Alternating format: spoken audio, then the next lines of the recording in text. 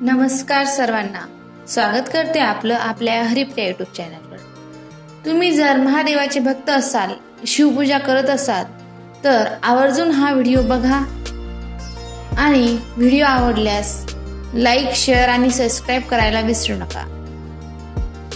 शिवपूजा करताना काही नियम महत्त्वाचे असून ते नेहमी लक्षात ठेवणेही तितकेच गरजेचे आहे।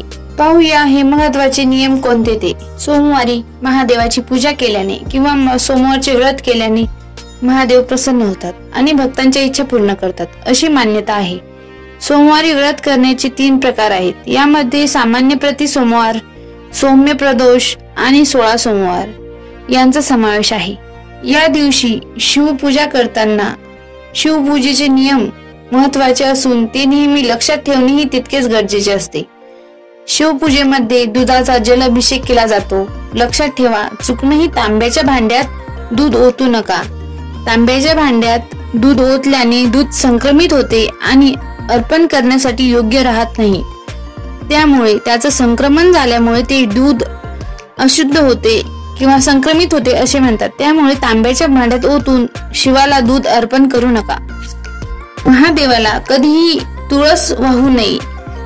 शालिग्रामावर वाहिलेली तुळस शिवाला चालते, पण स्पेशल शिवलिंगावर तुळस अर्पण करू नये। शिवपूजा झाल्यावर निरंजन ओवाळून झाल्याच्या नंतर लगेचच महादेवाला नैवेद्य दाखवावा। नैवेद्य दाखवण्यासाठी उशीर करू नये। तुमची आरती वगैरे झाली की लगेच महादेवाला नैवेद्य दाखवावा। शिवपूजा करताना केवड्याचा वापर करू नये। शंखाचे पाणी शिवाला वाहू नये।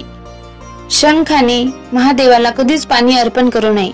एक महत्त्वाचे म्हणजे शास्त्रानुसार शिवलिंगावर रोली आणि कुंकवाचा टिळा कधीही लावू नये। महादेवाला रोलीचा आणि कुंकवाचा टिळा कधीही लावू नये।